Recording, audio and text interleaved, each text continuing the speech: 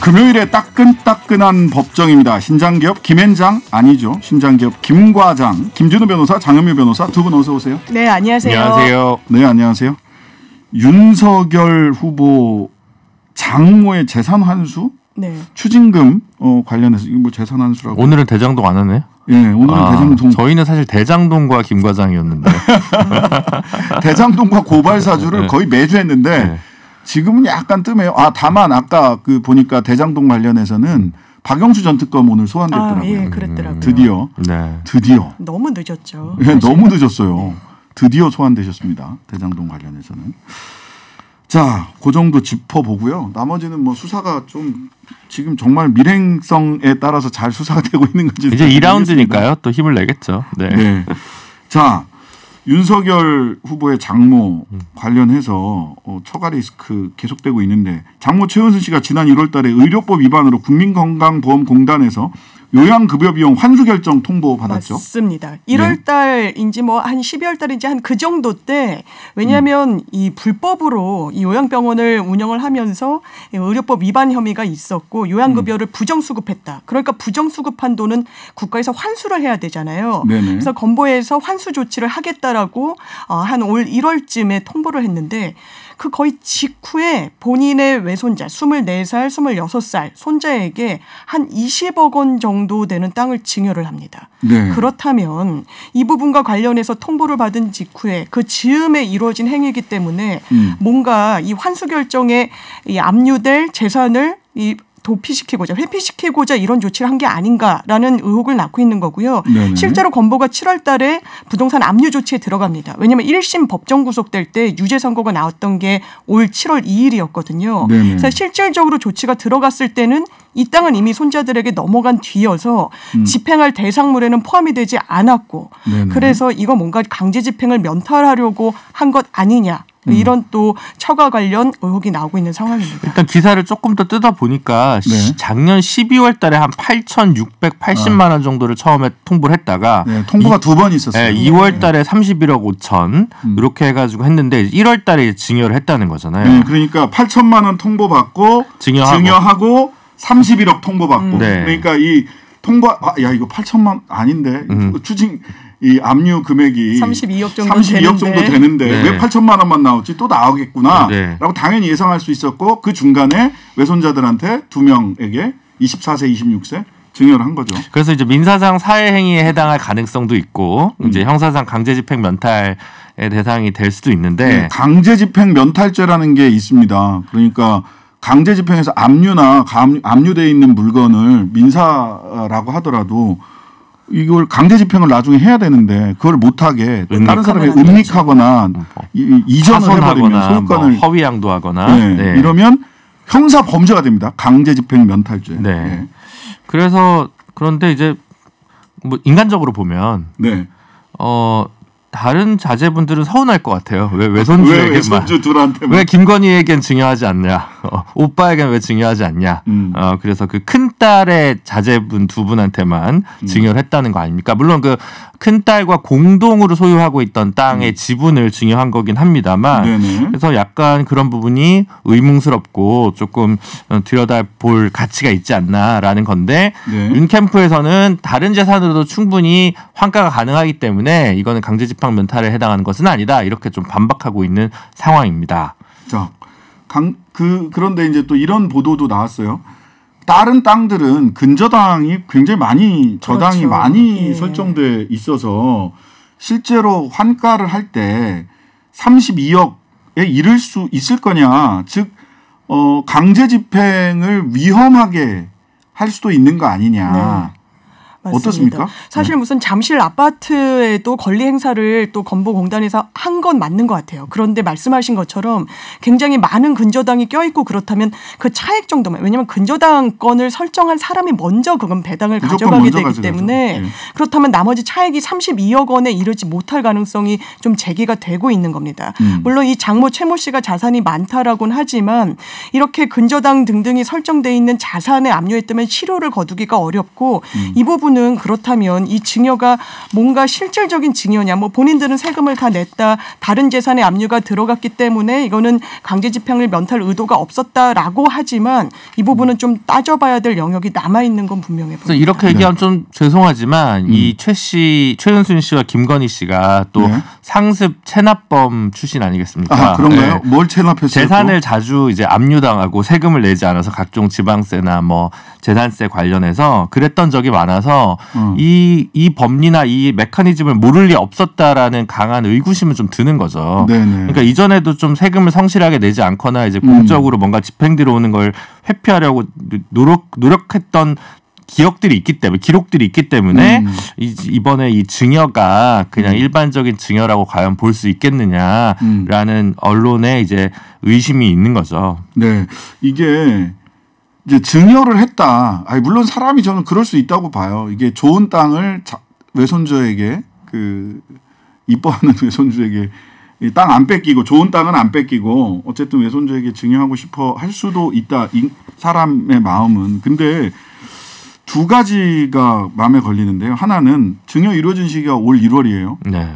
사위가 검찰총장인데 강제 집행 면탈죄가 성립할 수도 있는 행위를 그냥 해버려. 나는 그 멘탈이 좀 저는 좀 이해가 잘 안 되는 부분은 있죠. 예. 예. 그리고 실제로 20억 원에 상당하는 땅이 손자들에게 가면 20대인데 증여를 받는 사람이 증여세도 내야 됩니다. 그 부분이요. 예, 수억 원이 당연히 될 텐데 증여세를 아마 본인들이 정말 감당을 했을까? 그럼 증여세는 누가 냈을까? 이 낸 사람이 또 그거에 상응하는 돈을 증여했다고 볼 수도 있는 거거든요. 그러니까요. 이게 뭔가 불법의 불법 어떤 또 의혹이 꼬리를 무는 것은 좀 부인하기 어려워 보여요. 그러니까 이건 어떻게 됩니까? 증여세를 내도록 그러니까 할머니가 최은순 씨가 손자한테 땅을 증여를 했어. 한 뭐 20억 정도 되고 뭐 시가가 7배 정도 올랐다라고 얘기를 하던데 증여를 해서 증여세를 또 대신 내줬어. 그럼 그 돈도 중요한 게 되는 거죠. 그렇죠. 거기에 또 증여세가 또 붙어야 되죠. 네, 그렇죠. 꼬리에 꼬리를 물고 증여세 이렇게 가는 거예요. 아니면은 이게 만약 강제집행 면탈죄에 해당한다거나 사해행위다. 민사상 사해행위다. 이렇게 되면 이거 증여가 취소되겠죠. 네. 그렇게 되니까 이게 좀 복잡해질 것 같은데. 네. 근데 이제 증여세가 이제 그 한도가 있잖아요. 그러니까 그 공제해주는 일정 면세 있죠. 구간이 있기 때문에 아마 그런 부분에 대해서는 근데 이제 손주한테 바로 증여를 가게 되면 상속을 탄로하려고 해가지고 또 세금 요율이 좀 높아집니다. 그렇기 때문에 아마 딸인 김모 씨, 그러니까 이 손주들의 어머니나 뭐 이런 쪽을 통해서 따로 증여를 받지 않았을까. 저는 그게 더 합리적으로 추정되는. 왜냐하면 이제 이 딸분도 그렇게 없는 분이 아니거든요. 어차피 이 집은. 그러니까 증여세를 낸 돈은 엄마한테 받았을 거다. 네. 저는 그렇게 보고 있습니다. 저도 뭐 그 돈의 출처에 대해서는 알 수 없겠지만 지금 건보로서는 만약에 본인들이 추징해야 되는 32억 원의 이 재산 압류가 있지 않다면 당연하게도 이 재산을 손자들에게서 이 윤석열 씨의 윤석열 후보의 장모에게 돌려놓으라는 민사상 사해행위 취소 소송. 왜냐하면 채권자로서는 이 집행할 자산이 은닉되는 그 불이익을 입었기 때문에 그걸 돌려놓으라는 소송 유형이 있습니다. 아마 그 소송을 당연히 밟지 않을까 생각이 듭니다. 그거를 사해행위 취소 소송이라고 합니다. 그러니까 말하자면 내가 받을 돈이 있는데 돈 갚을 사람이 저 돈 없어요. 저 땅 없어요. 이렇게 하려고 다른 사람한테 명의를 바꿔버리거나 돈을 딴 사람한테 줘버리면 야 원위치 시켜라고 하는 게 사해행위 취소 소송이라고 민사소송이 있습니다. 또 한편으로는 또 강제집행 면탈죄 아까 형사에서 이거 처벌이 될 수도 있고 근데 요거는 하여튼간에 실제 지금 압류돼 있는 땅이나 부동산이 그 가치가 환가를 한다면 가치가 얼마나 되느냐 이런 거에도 다 걸려 있는 것 같고. 그렇습니다. 그다음에 증여 부분은 확실히 증여세 부분이 어떻게 처리됐는지 증여세를 누가 냈고 얼마를 누구로부터 돈을 받아서 24세, 26세가 증여세 그 몇 억 단위를 내긴 어려웠습니다. 자기 힘으로 내는 거는 뭐 쉽지는 않아 보여서 모르겠습니다. 또 워낙 능력이 출중하신 분이라 자기들이 돈 벌어서 증여세를 냈는지는 모르겠습니다만 일반적으로는 그러하다. 사해행위 취소 소송이나 민사상 강제집행 면탈죄로 해서 땅이 최은순 씨에게 되돌아갈 수도 있다. 네, 그래서 어쨌든 최 씨 입장에서는 지금 요양급여 부정수급과 의료법 위반 문제와 관련해서 이제 징역 3년 이제 선고를 받고 보석으로, 네, 보석으로 지금 나와 있는 상황이고 그렇기 때문에 이제 하지만 어쨌든 본인은 다투고 있지 않습니까? 항소심에서. 네네. 그러니까 이 환수 처분에 대해서도 별도의 행정소송을 낸 상황입니다. 그러니까 네네. 어쨌든 그때까지는 또 본인들이 이 액수를 전부 다 감당해야 될 건 아닐 수도 있지 않냐 이런 뭐 어쨌든 법적 대응 논리는 구비하고 있는 것으로 네. 파악이 되긴 합니다. 자, 보석 관련해서도요. 저는 좀 이해가 좀 안 가는 게 일단 이분이 막 돌아다니셨어요. 네, 유튜버들의 방송 뭐라고 해야 될까요? 하여튼 적발되었죠. 예, 네. 온라인 언론, 네. 예, 언론사로부터 전화 통화를 하는데 그냥 막 얘기하시더라고요. 네, 잠실도 왔다 갔다 한다. 네. 나 지금 모임에 나와 있어요. 뭐 네. 이러고 막 얘기를 하셨어요. 그러고 나서 이거 보석 취소해야 되는 거 아니냐라고 했더니 거주지 제한을 넓혀달라라고 법원에 얘기를 했고 네. 보석 변경 신청을 해가지고 예. 재판부에서 받아들여줬죠. 예. 근데 그러고 나서도 또 이렇게 여기저기 왔다 갔다 한다. 그 변경된 지역도 넘어서 다니고 있다라고 하니까 검사가 GPS를 달아달라? 네, 위치 추적을 하게 해달라라고 법원에 이야기를 했죠. 위치 추적이 보석 받아서 있는 분들한테도 위치 추적을 할 수 있나요? 시찰조회라는 제도가 뭐 있다고는 지금 검찰에서 얘기를 하고 있는데 네. 사실 아시다시피 보석도 잘 받아들여지지 않는데 보석을 받으면 감지덕지하여 보석을 이제 조건을 이제 이행하지 않는 의뢰인은 저는 이제 만나뵌 적이 없어가지고 그렇죠. 사실 네. 저희 같은 일반적 변호사의 상상력 바깥에 있는 행위라서 네. 제가 증문즉답을 하기가 좀 어렵습니다. 아니 제가 궁금한 건 뭐냐면 아니 나는 보석 조건을 어기면 검사가 보석 취소해 주세요. 이게 그쵸. 일반적인 경로 아니에요? 그러니까요. 그렇죠. 근데 GPS를 달아주세요.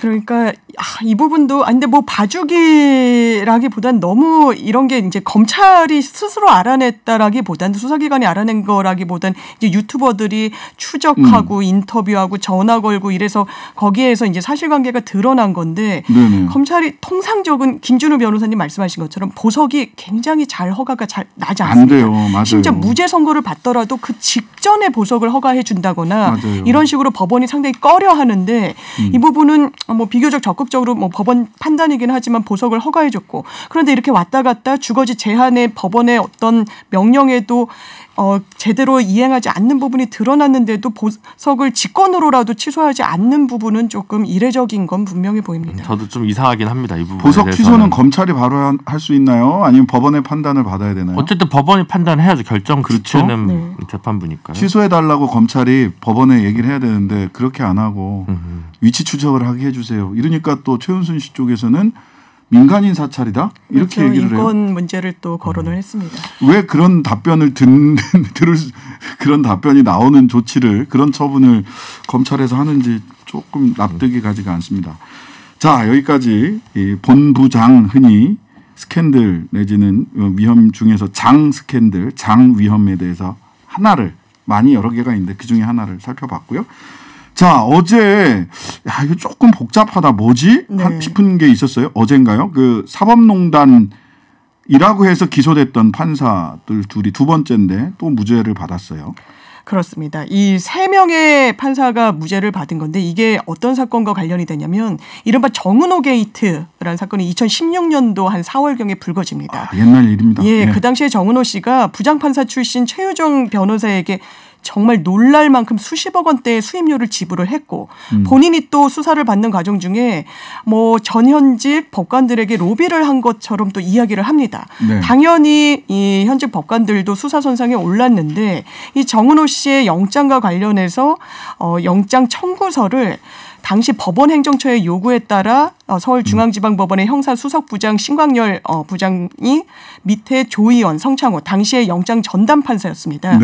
요구를 해서 이 검찰의 시선은 순차적으로 공모해서 이 수사 기밀을 법원 행정처에 넘긴 것은 공무상 기밀을 유출한 것이다. 공무상 기밀 누설죄로 기소를 했는데 이 부분이 무죄가 나온 겁니다. 네. 무죄로 나온 이유는 이건 공무상 비밀이 아니다. 그리고 이게 내부 보고에 불과했고 관행에 불과했던 것이기 때문에 비난 가능성이 없다라는 것이었습니다.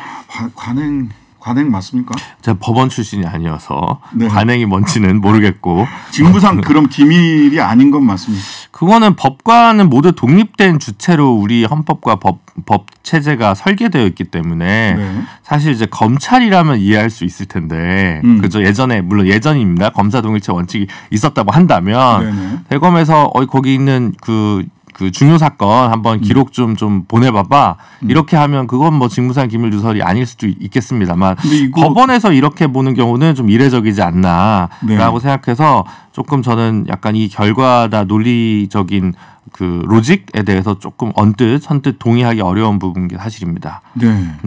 이게 내부 보고가 관행이었다라고 이야기한 것과 관련해서 판결 내용을 보면 이런 것 같습니다. 이제 영장 전담 판사들은 이 영장의 기각 여부에 따라서 상당히 여론이 동요하기도 하고 비난 여론이 빗발치기도 해서 이런 부분은 이 법원행정처가 이제 주관을 하니까 법원 행정 업무를 네. 통상적으로도 사건이 어떻게 돌아가는지는 보고를 받아왔다. 왜냐하면 어떤 법관을 뭐 보호하는 차원에서 내지는 여론에 대응하는 차원에서라는 부분이었고 그리고 또 이 사건과 관련해서 이 당시 수사 검사 팀이 법원 행정처의 윤리감사관과 굉장히 많은 이 전화 통화를 했다라는 사실이 또 재판 과정 중에 드러나기도 했습니다. 그렇다면 이 뭐 수사 기밀이라고 할 것을 과연 이 법원 행정처가 인지하는 데 있어서 검찰은 아무런 잘못이 없는 것인가라는 그러니까요. 부분이 있고 네. 다만 이게 공무상 비밀도 아니라고까지 설시한 것은 조금 이 제 식구 감싸기 아닌가. 왜냐하면 이 공무상 비밀죄와 관련해서 판례는 아주 지속적으로 확립된 입장이 네. 비밀로 규정 명시된 사항뿐만 아니라 맞아요. 일반적으로 외부에 알려지지 않은 거. 그러니까 누구라도 잘 모르는 사실관계는 넓게 비밀로 보호해야 된다라는 입장을 갖고 있었거든요. 네네. 그렇다면 영장 이 전담 부서에서 갖고 있는 영장 청구서가 과연 공무상 비밀이 아니라고까지 판단할 수 있을 것인지는 조금 의문입니다. 그러니까 법원행정처 이 얘기인데 법원행정처가 이게 영장이 기각되거나 또는 받아들여졌을 때 받아들여져도 욕먹고 기각돼도 욕먹고 또는 기각이 됐을 때 훨씬 더 욕을 많이 먹을 수도 있고 비판을 많이 받을 수도 있으니까 이거에 대비하기 위해서 관행상 해왔던 거라서 네. 직무상 비밀이 아니다. 그러니까 맞습니다. 무죄다 이런 논리인데 그 행정처에다가 말씀을 드립니다. 미리 알지 않아도 대응 준비를 해놓으면 됩니다. 기각됐을 때와 기각되지 않았을 때 보도자료 2개를 같이 써놓으면 되는 거예요. 이거는 정당에서 흔히 하는 일입니다. A라는 후보가 당선될 때하고 B라는 후보가 당선될 때 거기에 맞춰서 보도자료나 대응 논리를 미리 만들어 놔요. 기자들도 많이 2개의 안을 쓰는 경우가 2개의 많죠. 안을 쓰잖아요. 근데 법원행정처는 미리 영장 전담 독립기관인 영장 전담 판사로부터 영장 심사 결과라든지 수사 기록을 먼저 받아야 대응할 수 있다. 그게 관행이다. 그러다 보니까 직무상 그건 비밀도 아니다. 이거는 잘못된 관행을 법리로 꿰어 맞춘 거 아니냐. 그래서 현재 단계에서 보면 법원에서 판단을 어떻게 앞으로 사법농단과 관련해서 할 건지를 좀 분석해 볼 수 있을 것 같은데요. 별로 이게 긍정적이지 않은 것 같아요. 일단 법원 판단, 그러니까 개별 법관의 판단에 직접적으로 개입했냐 안 개입했냐, 그게 이제 첫 번째 판단 기준인 것 같고요. 두 번째는 직권 남용이냐 아니냐.